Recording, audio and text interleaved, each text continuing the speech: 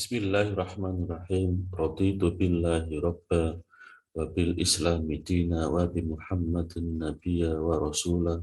Rabbi zidni ilma warzuqni fahma. Amin ya rabbal alamin. Jumpa kembali di mata kuliah akuntansi keuangan lanjutan. Kita akan menginjak pada chapter pertama, yaitu investasi pada perusahaan lain. Perlu saya tegaskan kembali di dalam mata kuliah ini, kontrak belajar kita di kuliah daring ini adalah pertama bahwa kuliah ini memiliki waktu yang sangat fleksibel. Silahkan saudara mengerjakan tugas dengan masa tenggang yang lumayan lama. Kemudian saudara tidak perlu pindah kelas karena tadi fleksibilitas waktu bisa saudara atur. Kemudian progres belajar saudara bisa lihat di setiap kali saudara mengerjakan tugas pada sistem Schoology. Kemudian penilaian menggunakan sistem sehingga saya tidak perlu meminta saudara untuk memberikan masukan ataupun apapun. Kemudian komunikasi selalu menggunakan akun Schoology. Maaf, ini bukan open learning ya. Baik, mata kuliah ini akan menginjak pada materi pertama, yaitu tentang ruang lingkup bisnis kombinasi atau kombinasi bisnis. Tujuannya adalah yang pertama memahami motivasi ekonomi alasan kombinasi bisnis. Jadi ada motivasi-motivasi terkait dengan alasan perusahaan melakukan kombinasi bisnis. Yang kedua adalah mempelajari tentang bentuk-bentuk alternatif kombinasi bisnis, baik secara legal maupun secara akuntansi, ya, dari perspektif legal maupun dari perspektif akuntansi. Yang ketiga, memperkenalkan konsep akuntansi untuk bisnis kombinasi yang menekankan pada metode akuisisi. Yang terakhir, melihat bagaimana perusahaan menentukan alokasi biaya atau beban dalam metode akuisisi pada saat kombinasi bisnis. Tipe-tipe bisnis kombinasi atau kombinasi bisnis, yang pertama adalah tipe integrasi secara horizontal, maksudnya adalah dua atau lebih perusahaan yang memiliki bisnis sama dan market yang sama, kemudian mereka melakukan penggabungan badan usaha. Yang kedua adalah vertical integration, yaitu dua atau lebih perusahaan dengan operasi yang berbeda, tetapi memiliki tahap-tahap kesuksesan yang sama, yang mungkin karena produksinya atau distribusinya atau keduanya. Kemudian mereka melakukan penggabungan badan usaha. Kemudian adalah konglomerasi, yaitu dua atau lebih perusahaan yang bergabung, di mana mereka memiliki ketidakterkaitan atau berbeda baik produk maupun jasanya. Alasan ekonomis sebuah dua atau lebih perusahaan melakukan penggabungan bisnis. Yang pertama adalah alasan biaya. Bisa jadi perusahaan yang melakukan kombinasi bisnis atau penggabungan badan usaha ini akan lebih menguntungkan daripada mungkin produksi sendiri-sendiri atau menjual sendiri-sendiri, sehingga mereka menghemat keuntungan atau biaya yang dikeluarkan. Kemudian ada dua atau lebih perusahaan yang bergabung karena alasan rendahnya risiko. Bisa jadi perusahaan itu menghindari risiko. Yang ketiga, lebih sedikit dalam penundaan operasi. Karena mungkin bisa jadi salah satu perusahaan yang bergabung memiliki kemampuan operasi, sementara yang lain tidak, sehingga mereka mampu mengurangi waktu tunggu operasi. Kemudian yang keempat, menghindari take over atau pengambil alihan. Yang kelima, karena ingin mengakuisisi atau mengakui terkait dengan aset yang intangible atau tidak berwujud. Atau kemudian alasan lain yang disebabkan karena mungkin proyek bisnis atau keuntungan pajak yang lain, atau bahkan mungkin karena alasan personal. Bentuk legal kombinasi bisnis. Yang pertama adalah afiliasi, kedua merger, dan ketiga konsolidasi. Afiliasi ini penggabungan dua atau lebih yang terjadi ketika perusahaan itu membeli perusahaan yang lain. Jadi afiliasi itu pengakuisisian, pengambil alihan yang disebabkan karena perusahaan itu melakukan pembelian terhadap perusahaan lain. Kemudian merger dan konsolidasi itu penggabungan dua atau lebih perusahaan yang disebabkan karena pooling of interest. Jadi mereka berkumpul karena memiliki keinginan yang sama, interest yang sama. Kalau merger terjadi ketika dua atau perusahaan yang memiliki keinginan yang sama, interest yang sama, di mana salah satu perusahaan itu melanjutkan operasinya dan yang lainnya melakukan pembubaran diri atau dissolve it. Kemudian kalau konsolidasi, dua atau lebih penggabungan usaha di mana mereka sama-sama membubarkan diri kemudian membentuk perusahaan baru. Itu yang disebut dengan konsolidasi. Sebenarnya adalah sama antara merger dan konsolidasi, hanya berbeda namanya. Contoh merger. Ada dua perusahaan, PT Aku dan PT Kamu. PT Aku sepakat akan bergabung dengan PT Kamu. Nah, kesepakatannya adalah Aku akan terus menjalani kehidupan bisnisnya dan kamu meninggalkan kehidupan bisnisnya atau membubarkan diri. Sehingga dalam PT Aku dan Kamu yang muncul adalah PT Aku. Nah, PT Aku akan mengambil alih seluruh kekayaan PT Kamu, ya, ini dijumlahkan semuanya, baik aktiva maupun pasifanya.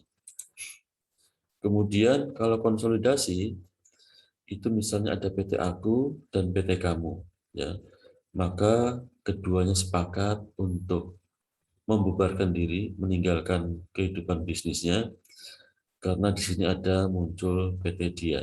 Ya. Jadi PT Dia yang menyebabkan Aku dan Kamu bubar. Sementara kalau afiliasi, itu adalah salah satu perusahaan yang ingin bergabung atau lebih, ya, salah satu atau lebih, dia bergabung karena memang merasa bahwa perusahaan itu perlu dijual kepada perusahaan lain. Nah, ketika penggabungan itu dilakukan dengan cara membeli, maka si pembeli itu disebut sebagai perusahaan induk. Ya.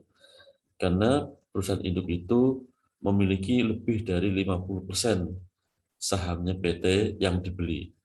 Sementara perusahaan yang dibeli disebut dengan perusahaan anak. Ya. Ada perusahaan anak satu, perusahaan anak dua. Ya. Sehingga ketika membuat laporan keuangan, bentuk afiliasinya adalah PT induk dan perusahaan anak. Ya.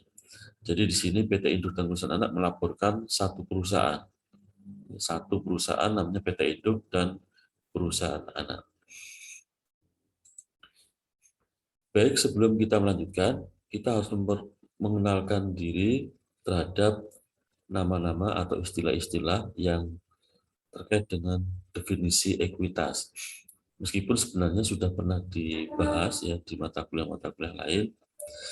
Yang pertama adalah nilai nominal. Nilai nominal adalah ekuitas yang terletak pada nilai kertas di common stock-nya atau di modal sahamnya itu sendiri.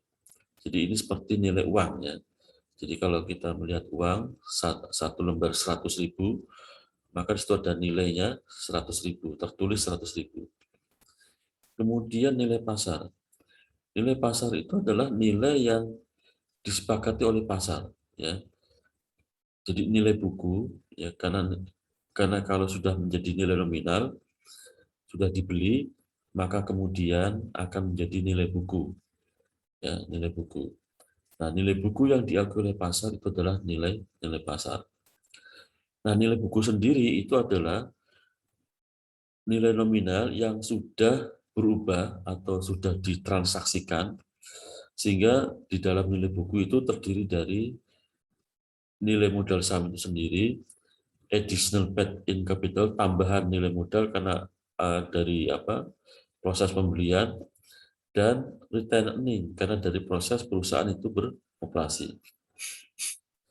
Nilai transaksi adalah nilai yang diperjualbelikan antara penjual maupun pembeli. Itu perkalian antara nilai buku kali dengan persentase nilai yang dibayarkan. Kalau nilai transaksi lebih besar dari nilai buku, maka si pembeli itu akan mendapatkan additional paid in capital. Kalau nilai transaksi lebih dari nilai pasar, ya, nilai pasar itu nilai yang sudah disepakati oleh pasar, maka si pembeli itu akan mendapatkan additional paid in capital dan goodwill positif. Ya. Baik, demikian sedikit materi yang bisa saya sampaikan. Kita coba untuk mengerjakan latihan yang ada di buku saudara. Saudara lihat di halaman yang pertama bahwa di situ terlihat tabel 1. Ya, oke. Perlu kita sampaikan di sini bahwa sesungguhnya di dalam praktek bisnis untuk kombinasi bisnis, model penyatuan kepentingan itu tidak terjadi di pasar saham, ya, yang ada terjadi di luar pasar saham atau di bursa efek. Ya. Nah, baik. Asumsinya adalah di tabel 1 itu ada 2 perusahaan yang namanya PT Mayu dan PT Sana. Mereka sepakat masing-masing akan bergabung. Ya. Yang kesepakatannya adalah PT Mayu akan terus menjalankan operasinya, sementara PT Sana membubarkan diri. Ya. Jadi terkait dengan tabel 1 ini, siapkan jurnal transaksi untuk mencatat bisnis kombinasi di mana PT Mayu sebagai perusahaan yang survive, yang hidup, dan dia berkewajiban mengeluarkan tambahan saham. Jadi ketika PT Mayu ditunjuk sebagai perusahaan yang hidup, yang terus menjalankan operasi, maka dia wajib mengganti sahamnya perusahaan PT Sana yang membubarkan diri. Berapa sahamnya PT Sana? Saham PT Sana adalah totalnya 40 juta. Nah, ketika PT Mayu mengganti 40 juta ini, maka PT Mayu akan berhak atas additional paid in capital dan return earning. Jadi ini adalah kelebihan-kelebihan yang diterima oleh PT Mayu ketika dia menggantinya sebesar 40 juta. Bagaimana kalau PT Mayu menggantinya lebih dari 40 juta? Nah, maka ketika mengganti lebih dari 40 juta, PT Mayu akan kehilangan kesempatan untuk mendapatkan mungkin bisa additional paid in capital-nya atau return earning-nya. Ya. Jadi contoh saja misalnya PT Mayu membayar 40 juta, ya, 40 juta. Maka seluruh aset PT Sana itu akan ditambahkan ke PT Mayu, sedangkan PT Sana juga akan memberikan seluruh modalnya, baik hutang maupun modalnya ke PT Mayu, ya, dengan jurnal sebagai berikut. Ini misalnya 40 juta ya, 40 juta. Oke, ya. Ketika PT Mayu mengganti 40 juta, itu artinya memang PT Mayu mengakuisisi modal yang sama yang dimiliki oleh PT Sana, sehingga total modalnya menjadi 140 juta. Ya. 140 juta, kemudian PT Mayu total modalnya tidak memiliki kelebihan atas yang dikeluarkan oleh PT Mayu. Sehingga jurnalnya adalah seluruh kekayaan PT Mayu itu diberikan kepada PT Sana, ya.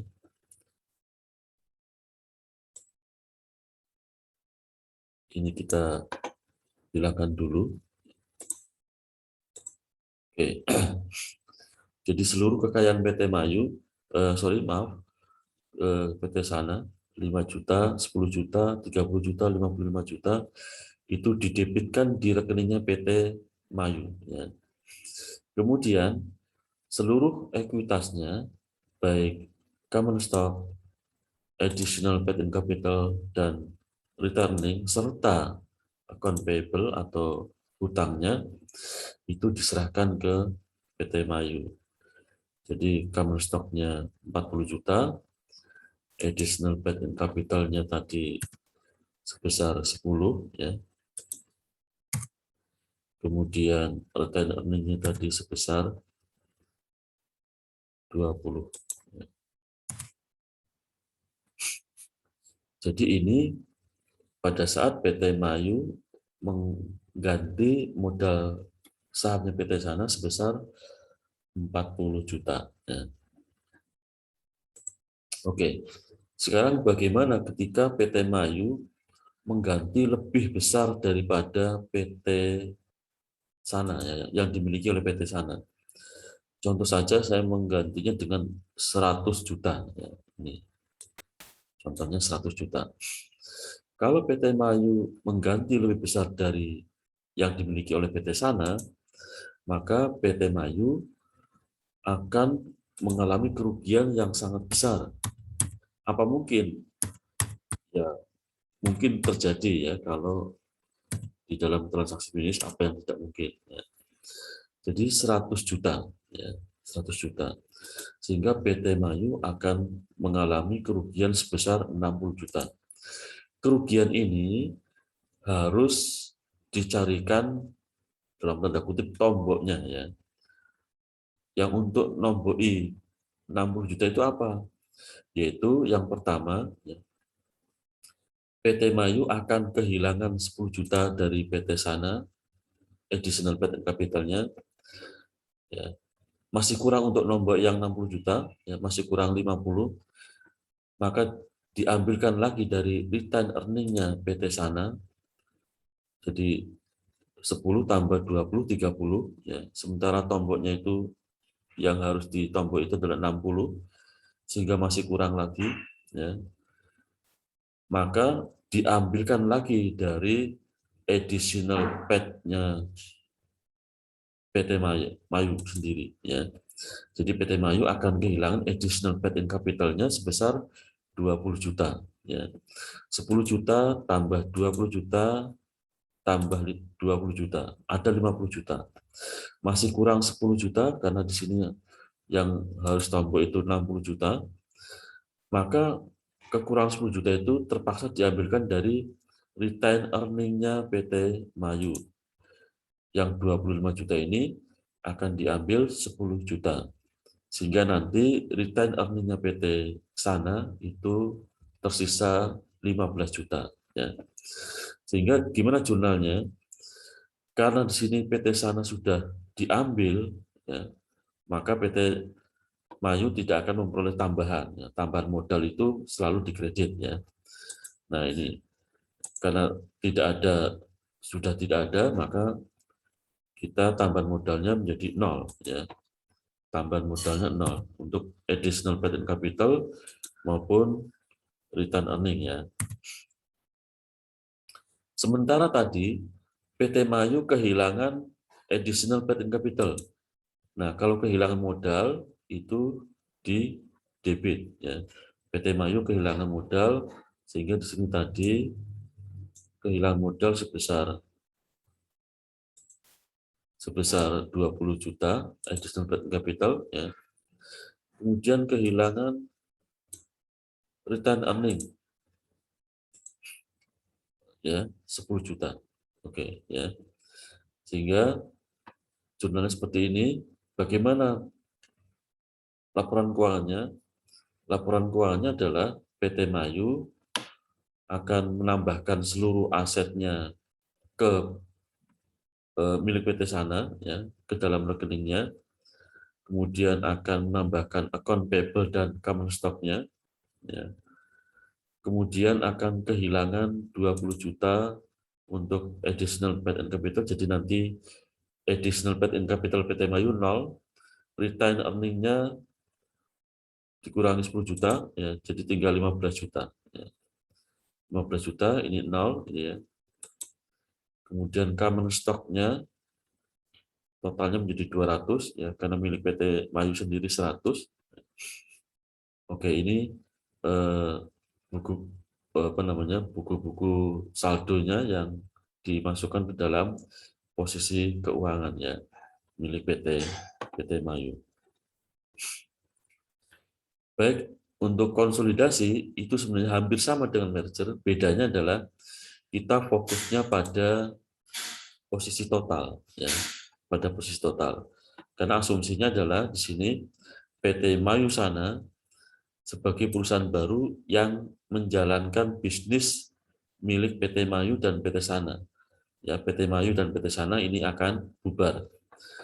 Karena PT Mayu dan PT Sana bubar, maka PT Mayu Sana, ini ya, nama perusahaan barunya Mayu Sana, dia harus mengganti seluruh modalnya baik milik PT Mayu yang sebesar 100 juta maupun PT Sana sebesar 40 juta. Bagaimana cara menggantinya? Cara menggantinya bisa sama dengan total PT Mayu dan PT Sana, yaitu 140 juta, dan bisa lebih. Ya. Bagaimana kalau sama? Kalau sama, maka PT Mayu Sana itu akan mendapatkan keuntungan 30 juta additional paid in capital dari PT Mayu dan PT Sana, return earning 45 juta dari PT Mayu dan PT Sana. Tapi kalau lebih dari 140 juta, maka PT Mayu Sana akan mengalami kerugian. Ya, kerugiannya berapa? Nah, kerugiannya tergantung berapa yang dikeluarkan. Misalnya di sini PT Mayu Sana, saya langsung ya, kalau tadi kalau 140 sudah jelas, saya contohkan satu aja. Bagaimana kalau lebih dari 140 juta ya? Maka PT Mayu Sana akan kehilangan ya, kehilangan. Yaitu apa? Additional paid in capital. Jadi kalau di sini 200 ya, 200, maka PT Mayu Sana itu akan mengalami kerugian ya. Kerugian sebesar 60 juta ya. Karena yang dikeluarkan itu lebih besar daripada yang kombinasinya ya. Nah, 60 juta itu diambilkan dari mana untuk nomboinya? Ya, berarti PT Mayu Sana akan kehilangan 30 juta ya dari additional paid in capitalnya. Karena 60 juta masih kurang, di sini 30 juta, maka di sini return earning 45 juta. Diambil sebesar 35 juta, sehingga nanti di sini tinggal 15 juta. Nah, logika ini kemudian kita pindahkan ke jurnal. Jadi di jurnal nanti akan muncul apa namanya, jurnal yang dibentuk oleh PT Mayu Sana. Itu adalah pertama additional paid in capitalnya habis ya, karena tadi sudah diambil. Kemudian return earning-nya 15 juta. Ya, kenapa tidak di debit? Karena ini milik PT Mayu Sana, ya, perusahaan baru ya. Jadi Mayu Sana belum punya return earning maupun belum punya common stock dan belum punya additional paid in capital. Ya, jadi dia hanya memperoleh keuntungan dari return earning sebesar 15 juta. Ya. Oke, baik. Kemudian bagaimana kalau kepemilikannya atau penggantiannya kurang dari 140 juta?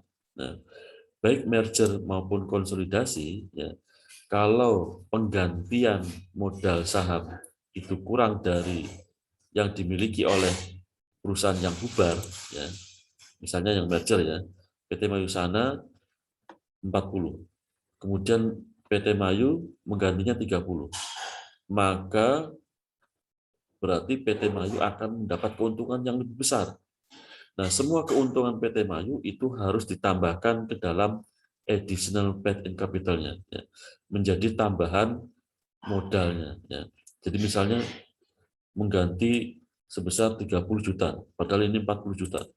Maka ada kelebihan atau keuntungan sebesar 40 juta.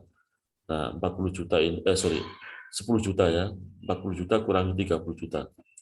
Jadi sini kalau 30 juta, PT Mayu akan mendapatkan keuntungan 10 juta. Nah, setiap keuntungan 10 juta, berapapun besarnya keuntungan yang diterima oleh PT Mayu, selalu dimasukkan sebagai agio saham. Ya, agio saham. Jadi ini kita hilangkan, ya, jurnalnya yang dibuat oleh PT Mayu itu adalah sebagai berikut, ya. Seluruh asetnya dipindahkan, ya, milik PT Sana dipindahkan ke rekeningnya PT Mayu. Sementara ini 30 juta, kemudian ada tambahan yang diterima oleh PT Mayu, yaitu apa? 10 juta ditambah 10 juta di sini. Ya, 10 juta. Karena kelebihan dari additional paid-in capital.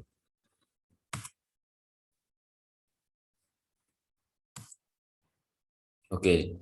Kemudian ada tambahan dari return earning, yaitu sebesar 20 juta. Oke. Ya, sehingga di sini PT Mayu akan mencatat additional paid-in capital-nya adalah berapa? 20 juta ya. Itu berapa? 10 juta di sini di jurnal ditambah dengan 10 juta yang di laporan keuangan. Oke, 20 juta. Kemudian return earning-nya akan bertambah sebesar yang ini saja, 20 juta ini, ya. Jadi return earning-nya bertambah sebesar 20 juta ini. Oke.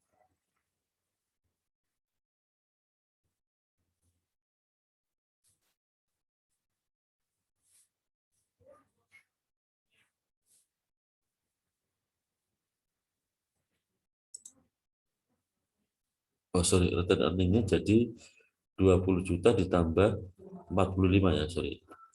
Kemudian additional capital menjadi 40 juta. Ya. 40 juta. 40 juta. Kemudian ini menjadi PT Mayu sendiri memiliki 25, kemudian PT Sana 20, sehingga ada 45 juta.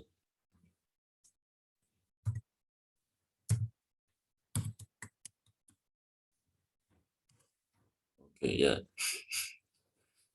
Ya, ini jurnal yang dibuat oleh PT Mayu ya. Buku posisi keuangan, laporan posisi keuangan yang dibuat oleh PT Mayu. Untuk konsolidasi juga sama ya. Kalau misalnya PT Mayu Sana itu mengeluarkan 130, padahal milik PT Mayu dan PT Sana itu jumlahnya 140, maka akan ada kelebihan 10. Nah, kelebihan 10-nya itu dimasukkan ke additional paid-in capital. Ya, jadi nanti additional paid-in capital-nya sama dengan 40. Ya, sini 45. Menginjak berikutnya dengan bentuk fair value atau pembelian. Ya. Jadi di tabel 2, saudara melihat bahwa Di situ ada transaksi PT Mayu dan PT Sana, di mana ada perusahaan baru yang akan membeli keduanya. Ya. Beda dengan yang merger maupun konsolidasi, di sini metode yang ketiga itu adalah membeli. Kalau merger dan konsolidasi memang punya sama-sama kepentingan kemudian bergabung. Nah, ketika membeli, maka PT Mayusana harus mematuhi harga pasar, ya, mematuhi harga pasar. Tadi sudah saya sampaikan tentang apa itu harga pasar, nilai nominal, nilai buku, ya, itu harus saudara pahami. Nilai nominal itu terletak pada common stock, ya. Jadi ini nilai nominal, ya. Kemudian nilai buku terletak pada total ekuitas yang sudah bertambah karena apa? Ada perubahan-perubahannya. Nah ini, jadi nilai bukunya adalah 90 juta ditambah 20 juta ditambah 25 juta. Nah, jadi nilai buku itu terletak di pada total ekuitasnya. Oke. Kemudian nilai pasar. Nilai pasar itu adalah nilai pada kolom fair value ini. Ya. Pada kolom ini yang disebut dengan nilai pasar. Jadi nilai pasar itu karena memang pasar menghargai baik itu asetnya maupun ekuitasnya maupun juga hutangnya. Ya. Apa yang disebut dengan nilai transaksi? Nah, nilai transaksi adalah ketika nilai buku dikalikan tiga kemungkinan ini. Ya. Jadi ketika PT Mayu Sana sebagai perusahaan baru membeli PT Mayu dan PT Sana, akan ada tiga kemungkinan pembelian, yaitu 160%, 180%, dan 140%. Maksudnya apa? Jadi 160% itu ketika PT Mayu Sana membeli sesuai dengan harga pasarnya. Jadi kita contohkan di sini 160%. Ya, nilai transaksinya 160% kali nilai buku. Nah, ketika dikalikan nilai buku, ternyata sama dengan nilai pasarnya. Yaitu mana nilai pasarnya? Nilai pasarnya ini. Ya. Nilai pasar total saham PT Mayu dan PT Sana itu adalah 400 juta. Kemudian, dengan demikian, maka tidak ada perbedaan antara nilai transaksi dengan nilai pasar. Atau tidak ada goodwill. Jadi nanti kalau ada kelebihan nilai pasar dengan nilai buku, itu nanti akan dengan nilai transaksi itu nanti akan ada goodwill. Ya. Jadi kalau nilai transaksinya lebih besar daripada nilai pasarnya, maka akan terjadi goodwill. Karena di sini tidak ada, maka tidak ada goodwill. Kemudian, kalau PT Mayu Sana membeli sahamnya itu lebih besar dari nilai buku, ya, karena selalu di sini ada 250 nilai bukunya, sementara yang dibeli itu adalah lebih dari 100%, itu 60% lebih besar, maka akan ada kelebihan yang disebut dengan additional paid in capital. Ya. Jadi di sini PT Mayu Sana akan mendapatkan additional paid in capital karena membelinya lebih besar daripada nilai buku. Nilai bukunya 250, harga pembeliannya 400. Ya. Bagaimana jurnalnya? Jurnalnya PT Mayu Sana akan mengambil alih seluruh kekayaan PT Mayu dan Sana sesuai dengan nilai pasarnya. Jadi nilai ini itu adalah nilai pasar di sini. Ya. Oke. Kemudian juga akan mengambil alih hutang dan modalnya sesuai dengan nilai pasar. Hutangnya adalah 100, modalnya 400. Ya. Modalnya 250 ya, sesuai dengan nilai bukunya. Modalnya sesuai dengan nilai bukunya. Kemudian, jadi kalau asetnya itu sesuai dengan nilai pasar, kalau modalnya sesuai dengan nilai buku, ya, nilai bukunya. Nah nanti nilai buku ini akan ditambahkan dengan paid in capital selalu, ya, selalu dengan paid in capital. Nah nilai bukunya adalah 250 ditambah paid-in capitalnya. Bagaimana kalau membeli lebih dari nilai pasarnya? Ya. Jadi misalnya ini membeli sebesar 180.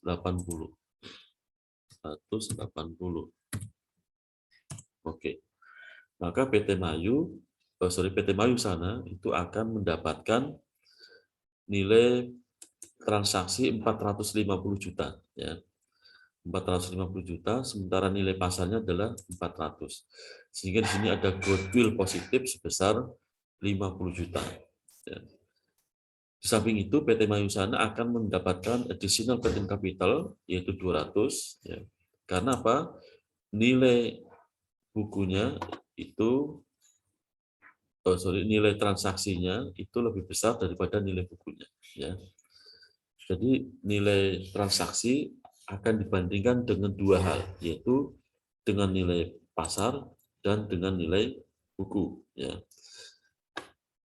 Jadi kalau nilai buku lebih besar dari nilai pasar, maka munculnya adalah nilai transaksi munculnya adalah additional paid-in capital. Kalau nilai transaksi lebih besar dari nilai buku, munculnya adalah goodwill, ya. Goodwill.